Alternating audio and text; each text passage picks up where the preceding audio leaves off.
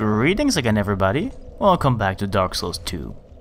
Picking back up right where we left off, we don't really need a torch for this area, but it makes a certain little something a lot easier. You're gonna see what I mean once we get to that part. It's not complete darkness though. Well, there also is complete darkness, but that's not what I mean right now. I tend to hate this area because it features yet more of those statues. But I'll get a little more into that in a second. For now, we are actually trying to find a good place to drop down, which is the reason why I actually brought the torch, because without it we would not be able to see the part where we're supposed to drop down that easily. This is something I reckon not everyone knows about. It's quite well hidden, I have to say. But look at that, this is where Lucatiel's hiding.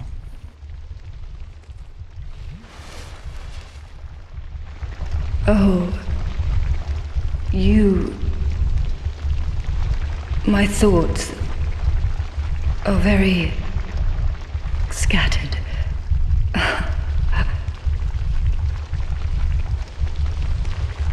What is this curse? The question rings in my mind, but I haven't the focus to answer it.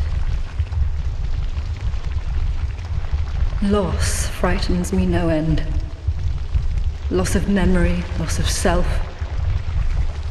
If I were told that by killing you I would be freed of this curse, then I would draw my sword without hesitation.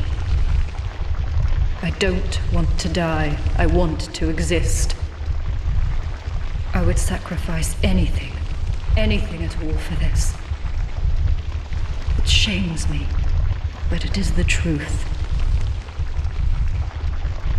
Sometimes I feel obsessed with this insignificant thing called self. But even so, I am compelled to preserve it. Am I wrong to feel so? Surely you do the same in my shoes.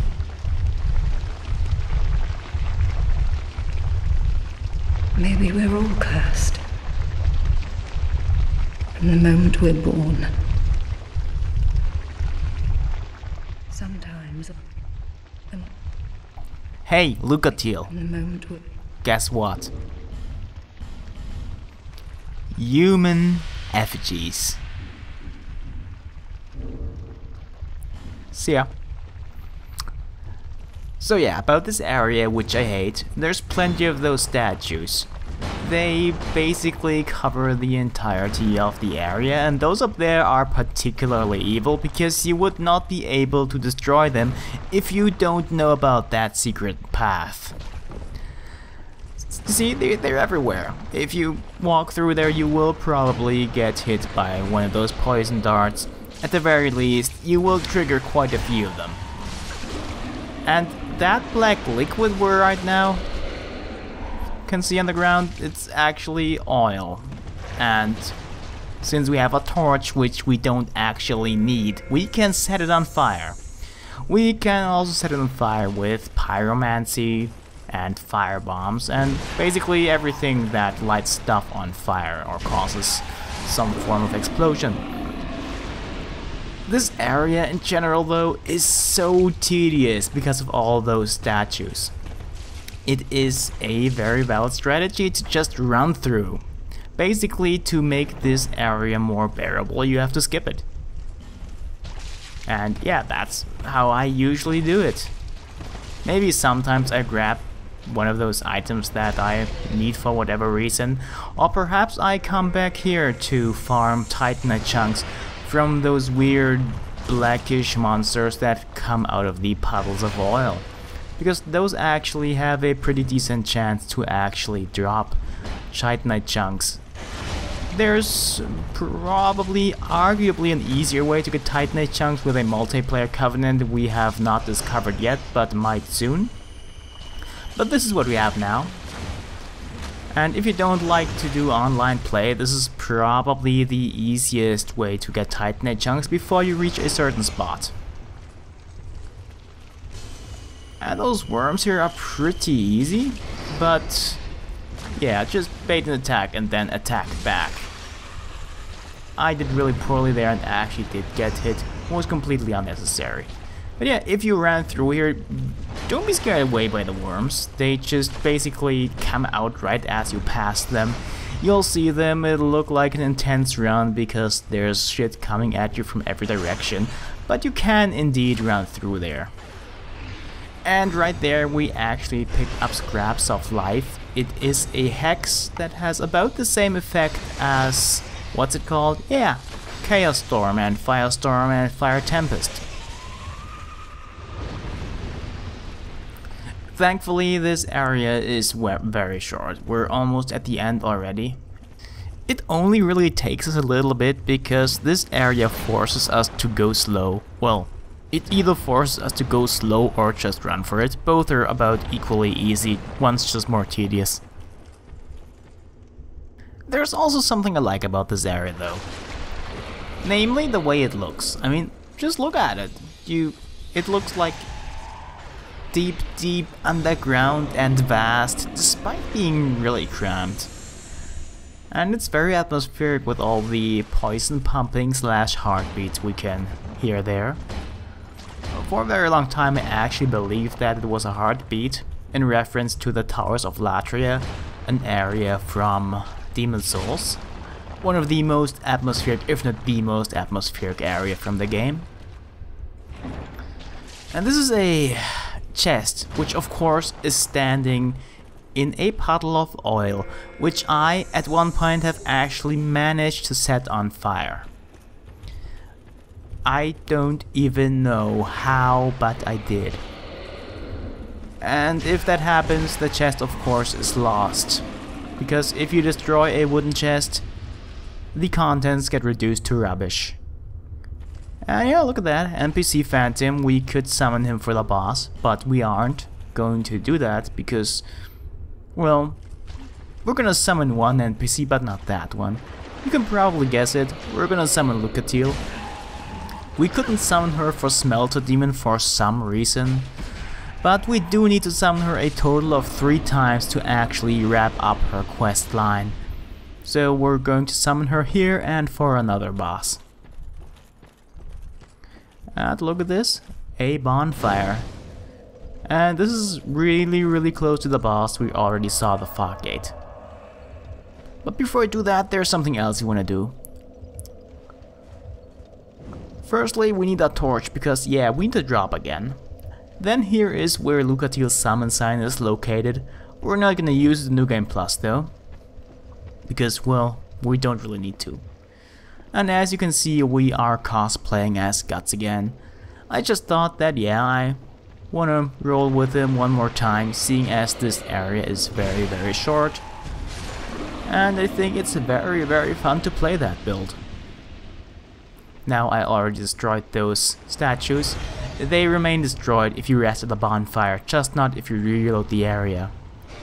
And this is what we call a forgotten door, or rather what I take the liberty of calling a forgotten door, because to open it we actually need a key called the Forgotten Key, which we might find soon, who knows.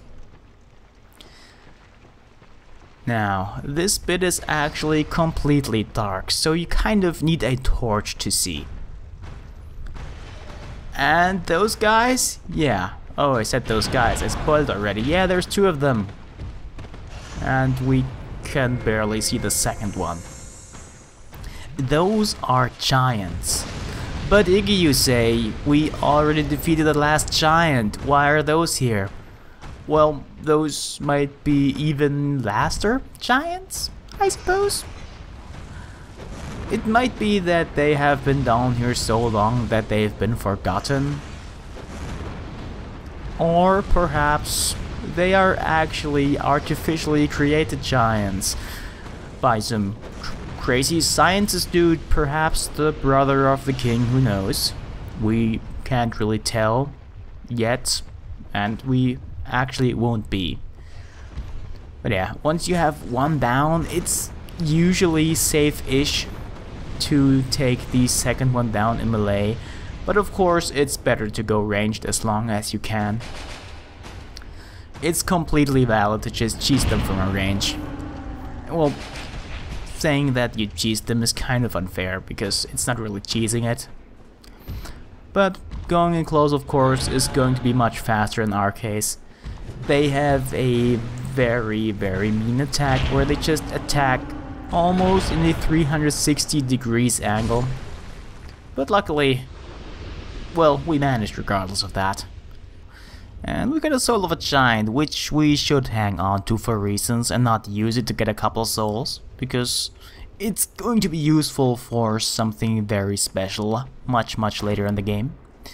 We also did get the Forgotten Key, which of course opens the Forgotten Doors. All 3 of them. Yeah, there's 3 in the game and we actually already have access to all of them, but we've only seen 2 so far.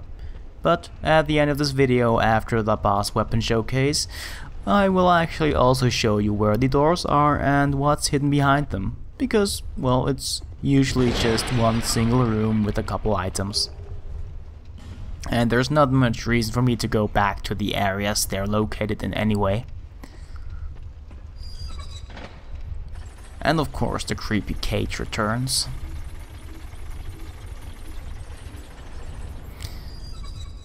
So now we have basically done everything that we need to do down here in Black Gulch. So let's just quickly head back over to the bonfire to replenish our supplies and then finally take on the boss, which is actually going to be our second old one already. So you should probably be excited for that, I guess. The quickest way to him is gonna be through here, which will basically lead us directly to the path to the fog gate, which of course is littered with those freaking statues. And destroying them is not really going to do much, so let's just run. But yeah, let's destroy them anyway, because fuck them.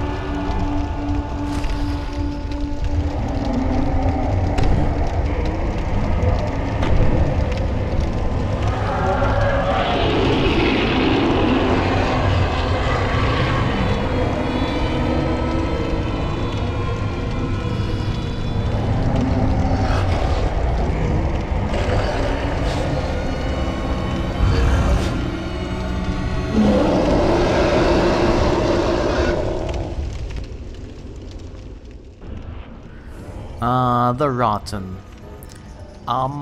It is composed entirely of corpses, I guess. But I would like to direct your attention to one in particular, which is located on his left shoulder. The right, from our point of view. Just look at how it moves, and yeah. It actually appears that that one corpse is its actual body, because it seems to move the same way that the Rotten is actually moving. When it moves its arm, the Rotten will also move its arm. And it's at least a harder boss than the old Iron King, which was really easy. And it has a couple mean attacks like that one right there. Had I not dodged it, he would have grabbed me and then picked me up and kind of twisted my body to do a lot of damage. Other than that, the Rotten has a lot of swings, but also some other stuff. Once he reaches 50% of his HP, he will actually get more attacks, or powered up versions of his old attacks. The most dangerous thing he can do, in my opinion though, is probably a 3-hit combo where he will smash downwards twice and then do a swing. And you can actually chop off both of his arms. And there's a lot more opportunities to attack him than I actually use.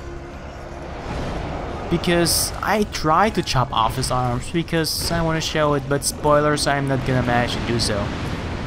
And now I know what that attack does. I never really saw that before. He will vomit out oil, I guess, which will spontaneously combust upon touching you.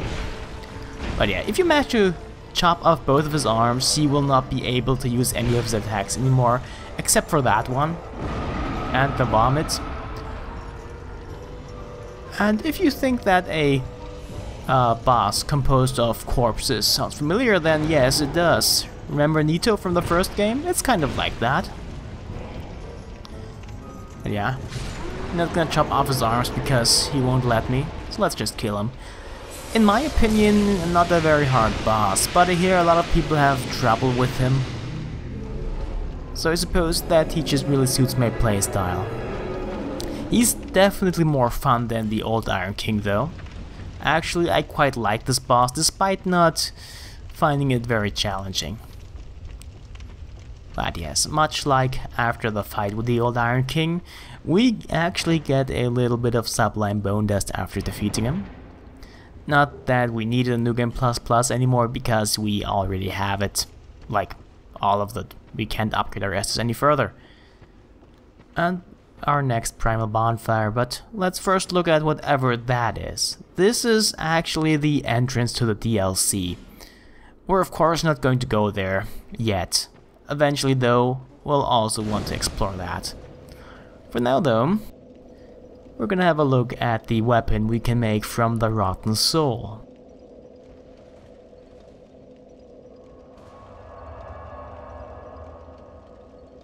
The Butcher's Knife.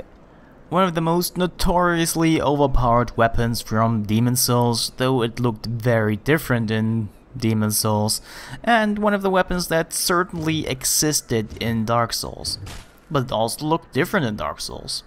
This is a unique weapon. It has a actually completely unique heavy attacks. That downward smash we just saw, for instance. No other weapon has anything that actually looks similar to that, but it makes sense. It happens to be one of the attacks that the butchers from Dark Souls used. So let's just butcher somebody here.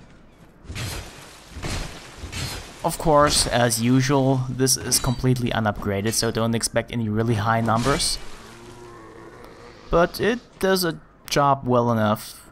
I can kill things with it, but I wouldn't really use it to murder big stuff with it. Not right now, at least. This is a weapon that I suspect could actually be quite useful if you fully upgrade it. It's not really one of the weapons that the min-maxers use, but it seems to be fun to use. So I'm most certainly gonna do that. But anyway, enough of the Butcher's Knife. Let's actually have a look at the Forgotten Doors. This is the most expensive ladder we can actually buy from Gilligan. It costs 12,000 souls.